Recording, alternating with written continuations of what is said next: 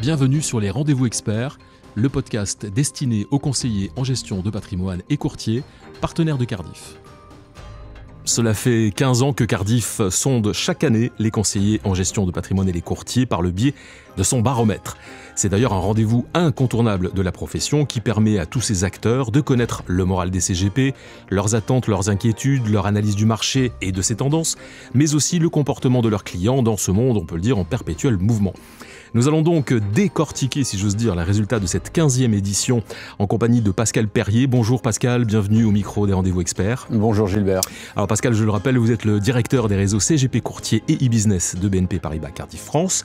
Et vous avez fait avec Kantar, l'Institut Kantar cette année, une nouvelle étude que nous allons essayer de voir ensemble dans le détail.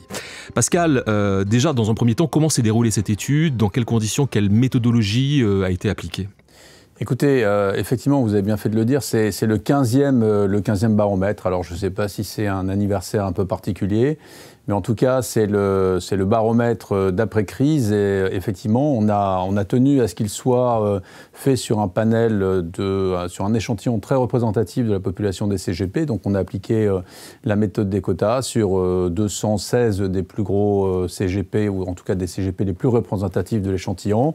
Et ça s'est échelonné sur un mois, entre le mois de mai et le mois de juin de cette année. Donc, ça tombait bien parce que c'était juste après, on va dire, après la sortie de crise. Alors justement, puisque je vais rebondir sur la crise, parce que ce qui saute aux yeux en lisant le baromètre de cette année, c'est que malgré justement cette crise économico-sanitaire que les CGP ont connue, tout comme nous d'ailleurs, et ce massivement, ils sont très nombreux à répondre que la profession se porte bien, et même très bien pour un CGP sur 5. Ça paraît incroyable. Alors c'est surtout incroyable quand on se replace, si on fait un tout petit peu d'histoire, quand on se replace un an auparavant.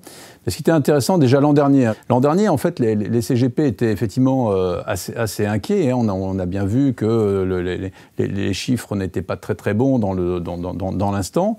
Mais une grande majorité d'entre eux, à l'époque, hein, je vous le rappelle, pensaient qu'ils allaient sortir de la crise d'ici dans les 18 mois. Donc malgré le fait qu'on était en plein milieu de l'apex de la crise, la profession se voyait quand même sortir assez rapidement du marasme. Donc là, quand on les a retestés cette année et avec effectivement tout ce qui s'est passé, c'est-à-dire eh bien le stock d'épargne, la hausse des bourses, eh bien ici ils font aujourd'hui, avec un recul d'un an, une comparaison de la situation entre quelle est leur situation personnelle, la situation de la profession à aujourd'hui comparée à il y a un an.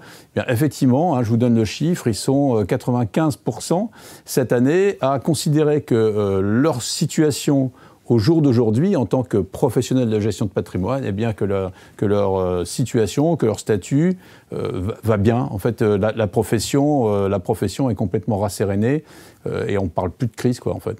Ah oui, il semblerait même que pour de plus en plus d'entre eux, maintenant, aujourd'hui, le fait d'avoir digitalisé les process leur a permis justement de passer cette crise. En tout cas, ils sont nombreux à affirmer que leurs clients aussi sont désormais, on va presque dire appétents à cet exercice de travailler de manière digitale.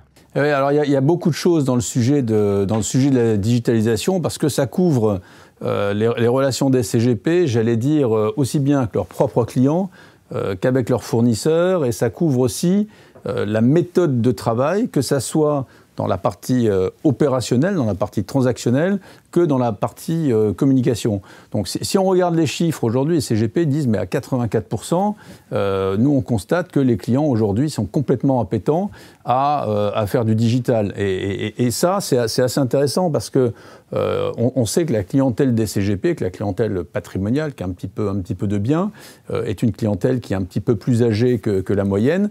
Et on voit bien que le digital n'est plus un frein pour une population qui est un petit peu plus âgée, mais bien qu'aujourd'hui, cette population-là, la population du patrimonial, considère le digital comme un outil plus efficace dans ces transactions financières. Donc, le CGP, nous, ce qu'ils nous disent en grande majorité, c'est que la vraie innovation, c'est qu'aujourd'hui, pratiquement, ils n'ont plus besoin de se déplacer, sauf cas exceptionnel, que ça soit pour faire du conseil, que ça soit même pour faire de la transaction.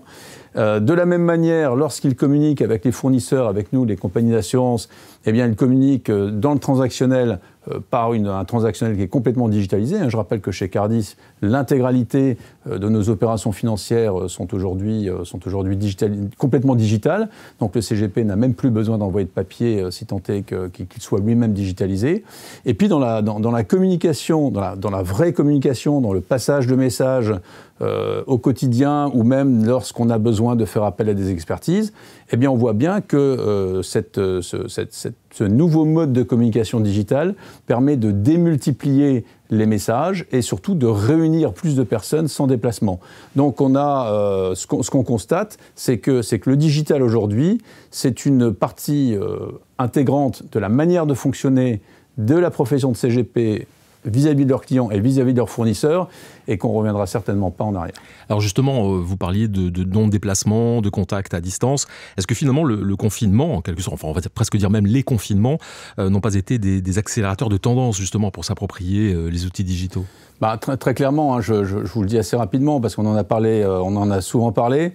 L'an dernier, quand tout s'est arrêté, il n'y avait plus de papier, il n'y avait plus de poste, le courrier n'arrivait plus, donc tout le monde s'est dit on va finalement utiliser le digital, même pour ceux qui, pour des raisons X ou Y, ne l'utilisaient pas.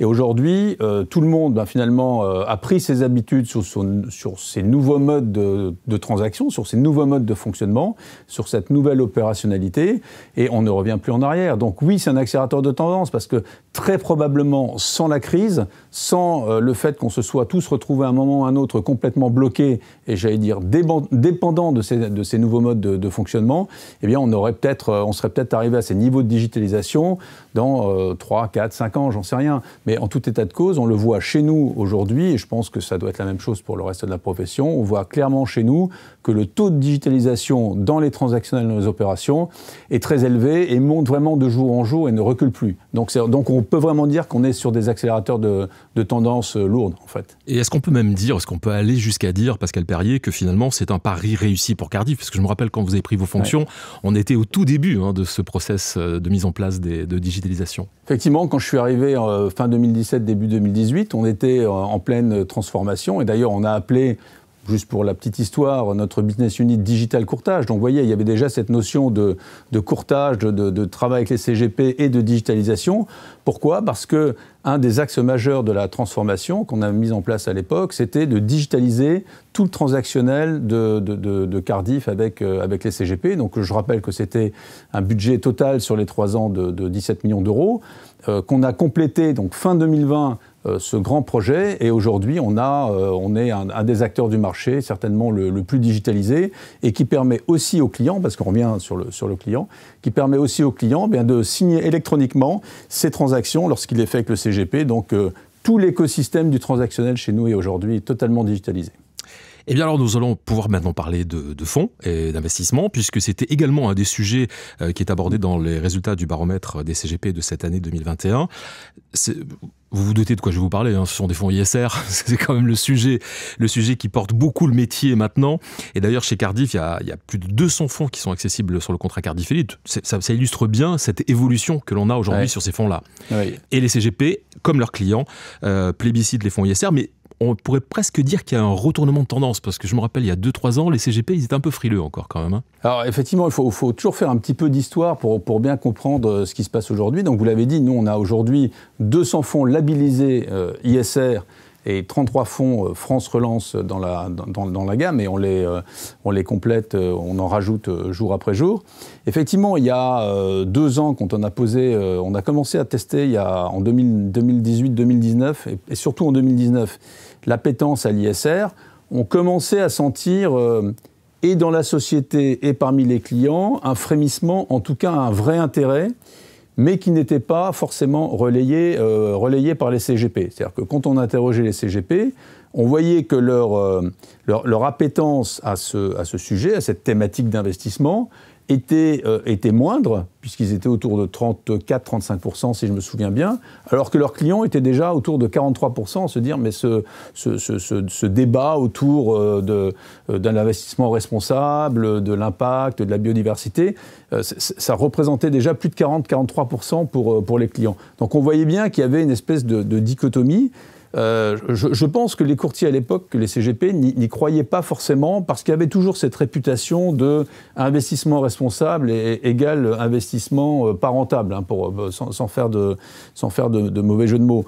Et ce qu'on constate, c'est qu'en 2 ans, finalement, ce sujet a été de plus en plus prégnant dans la société et qu'aujourd'hui, il est incontournable. D'ailleurs, quand on a testé le sujet cette année, les CGP pensent que pour 76% de leurs clients, avoir un investissement qui fait du sens est quelque chose de vraiment important pour eux et qu'à 46%, investir de manière responsable est quelque chose de très important. Donc aujourd'hui, on n'est plus sur des petits chiffres et en tout cas, si je peux me permettre l'expression, les CGP ont bien compris qu'ils ne pouvaient plus être à la remorque, là aussi, d'une tendance de fond. On a parlé du digital tout à l'heure, qui était une tendance vraiment structurelle dans l'opérabilité des opérations. Mais là, c'est sur la thématique de l'investissement. C'est une tendance lourde de fond. On ne reviendra pas en arrière. Les clients en veulent. Aujourd'hui, on ne parle plus d'investissement qui serait moins rentable que les autres classes d'actifs. Hein. C'est mesuré, on voit bien, on sait que c'est pas vrai. Donc les CGP, eh bien, ils s'y mettent et on voit même qu'ils nous demandent de les aider et qu'ils demandent à 67% à leurs fournisseurs de les accompagner, j'allais dire, dans l'ISRisation, si je peux me permettre ce terme, de la gamme et des thématiques d'investissement. Nous sommes malheureusement déjà arrivés au terme de ce podcast, Pascal Perrier, mais il y a encore beaucoup de choses à dire sur cette 15e édition du baromètre des CGP. Alors je vous propose de nous retrouver prochainement pour poursuivre cette discussion lors d'un nouveau podcast. Merci Pascal. Merci Gilbert.